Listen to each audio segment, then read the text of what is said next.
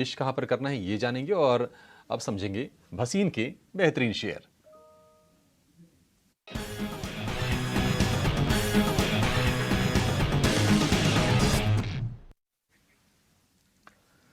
और बाजार के दिग्गज संजीव भसीन साहब हमारे साथ जुड़ गए हैं। भसीन साहब नमस्कार, स्वागत है आपके 89 स्वदेश पर।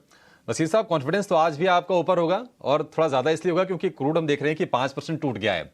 बताइए इस पर आपका व्यू क्या है और बाजार में आप कहां पर खरीदारी करने की सलाह देंगे?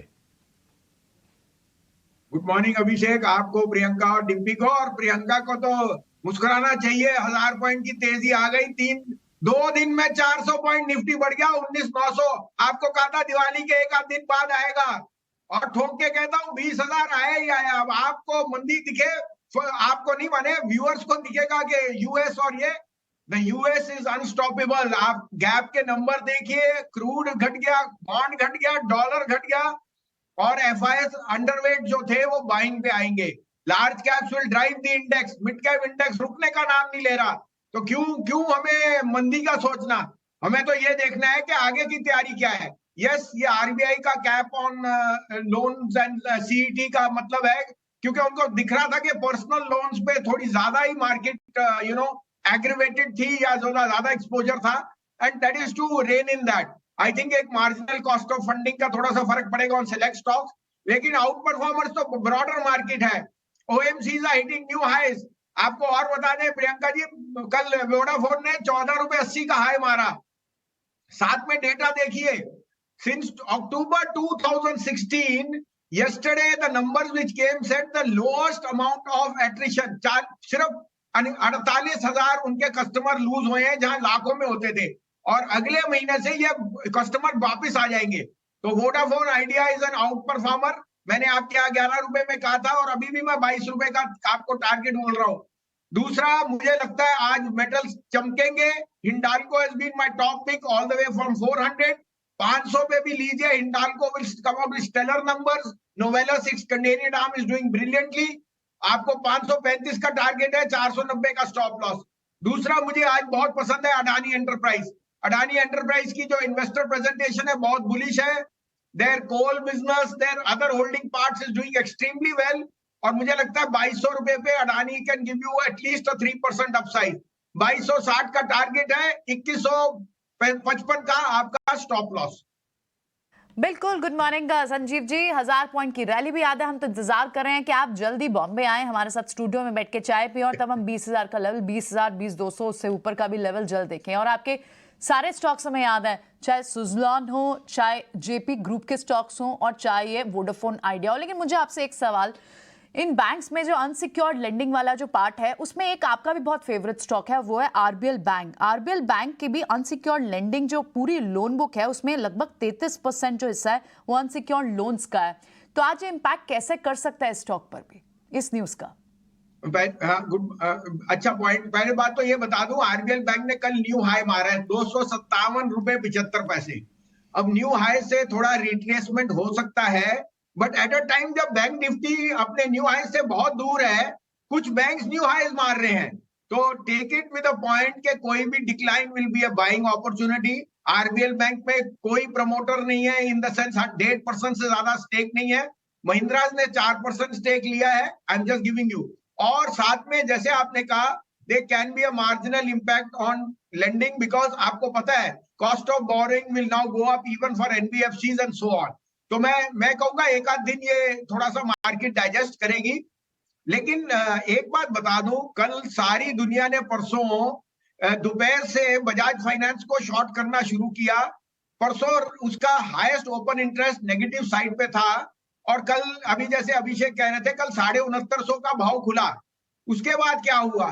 450 पॉइंट की रिकवरी। मार्केट में अच्छे स्टॉक्स में एक व्यू बनाना, या जिसको कहते हैं इनसाइडर ट्रेडिंग, बिकॉज लोगों के आरबीआई की जजमेंट तो 5 बजे आई न्यूज की, लोगों को 1:30 बजे ये पता था।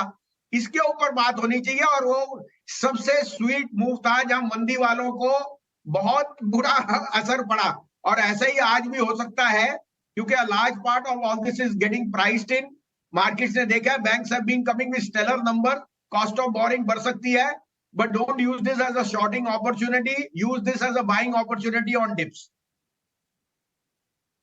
ठीक है, बढ़िया है सर। बजाज फाइनेंस ये आपको डिप्स पर खरीदने के मौके भी देंगे शेयर कुछ कुछ, और आपकी नज़र वहाँ पर होनी चाहिए। वसीम साहब, बहुत शुक्रिया आपका समय देने के लिए, और बाजार के साथ साथ तमाम स्टॉक्स पर भी अपना व्यू हमसे शेयर करने के लिए। वैशाली जी, खबर आई है, ये चैनल चेक के हवाले से है कि एशियन पेंट्स ने डेकोरेटिव सेगमेंट में प्राइसेस कट किए हैं और पोर्टफोलियो लेवल पर 1% के आसपास की ही कटौती है। हालांकि 2 रुपये से लेकर 10 रुपये प्रति लीटर तक अलग अलग सेगमेंट में, डेकोरेटिव सेगमेंट में दाम घटाए हैं। हालांकि ये नवंबर का महीना एशियन पेंट्स के लिए ठीक ठाक रहा है, मतलब अगर हम इस महीने की ही बात करें तो, लेकिन कहीं ना कहीं ये खबर थोड़ी सी नेगेटिव है। आप किस तरह से देख रही हैं, और किस तरह से शेयर को आज ट्रेड करना चाहिए? एशियन पेंट्स में काफी अपसाइड पोटेंशियल है, और जैसे कि raw materials also prices are declining. So आज के ट्रेड के लिए मैं कहूंगी wait and watch, because market में थोड़ी सी एक करेक्टिव मूव आ सकती है, but I would say that for long term का नजरिया है तो ये लेवल पे भी खरीदना चाहिए, बिकॉज आगे जाके ये टारगेट्स 3400 3500 मिल सकते हैं।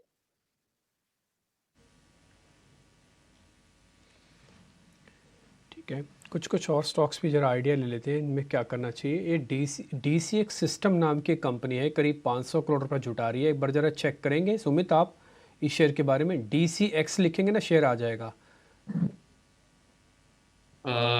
निमित जी, देखिए स्ट्रक्चर देखा जाए तो काफी अच्छा है।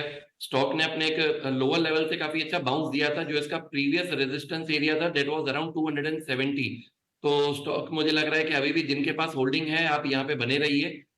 एक ट्रेलिंग स्टॉप लॉस की तरह मेंटेन कर सकते हैं यहाँ पे 295 का। तो इसका जो प्रीवियस हाई लगा था, swing high, that was around 350। तो पहला टारगेट यहाँ पे आप देख सकते हैं 350, और 350 के ऊपर अगर ये सस्टेन कर रहा है तो एक कप एंड हैंडल का ब्रेकआउट आ सकता है। तो 350 के ऊपर अगर सस्टेन कर रहा है तो नेक्स्ट टारगेट कैन बी 410। तो ट्रेलिंग स्टॉप लॉस के साथ आप बिल्कुल यहाँ पे बने रहिए। बधाई देना भूल गया आपने क्रूड के बारे में पहले भविष्यवाणी की थी हमारे ही चैनल में कि $80 के नीचे पहुंचेगा। उसके लिए सुमित आपको बहुत बधाई। मेरे को याद है कि आपने NTPC शेयर्स के बारे में भी हमको बताया था कि NTPC अच्छा चलेगा, उसके लिए भी आपको बधाई। आपके शेयर में कि दोनों ये याद थे, इसलिए मैं आपको बधाई दे रहा हूँ। और भी जो आपके शेयर्स लगे हों, अगर मैं कोई याद नहीं हो तो उसके लिए मैं थोड़ा माफ़ी चाहता हूँ, लेकिन आप अच्छे शेयर डिटेक्ट कर रहे हैं, ये बात अच्छा है। आज CSC ना, अगर ये फ्यूचर्स में होता तो मैं भी लेता। मेरी प्रॉब्लम ये है कि मैं फ्यूचर्स वाले शेयर ही मेरे को बताने होते हैं, तो मेरी लिस्ट में इसलिए नहीं आ पाया CSC, लेकिन आपने अच्छे से नोटिस करके बताया। ये अच्छा शेयर है, बेहतरीन, बढ़िया चलना चाहिए, मेरे को ऐसा लग रहा है। वैशाली, एक शेयर है डिलीवरी। आज इसमें ना एक ब्लॉक डील लगेगी, करीब 4% ना हिस्सा बेचा जाएगा, और जो प्राइस होगा ना ब्लॉक डील का, वो रेंज जो है वो 404 से 414 होगी, और शेयर ऑलमोस्ट उसी रेंज में ही है। इससे ज़्यादा तो नहीं टूटेगा ना? 400 से ज़्यादा टूटने के चांसेस तो नहीं है? जिस तरह से सब इंडिकेटर्स है, कल भी वॉल्यूम हम 2-3 दिन से अबव एवरेज है, RSI इज ऑन राइज। सो मुझे नहीं लग रहा है, बिकॉज डबल बॉटम जैसा भी आप कह सकते हैं 400 लेवल्स पे। नियर टर्म की चार्ट आप देखेंगे तो 400 लेवल्स का एक प्रोमिनेंट सपोर्ट है।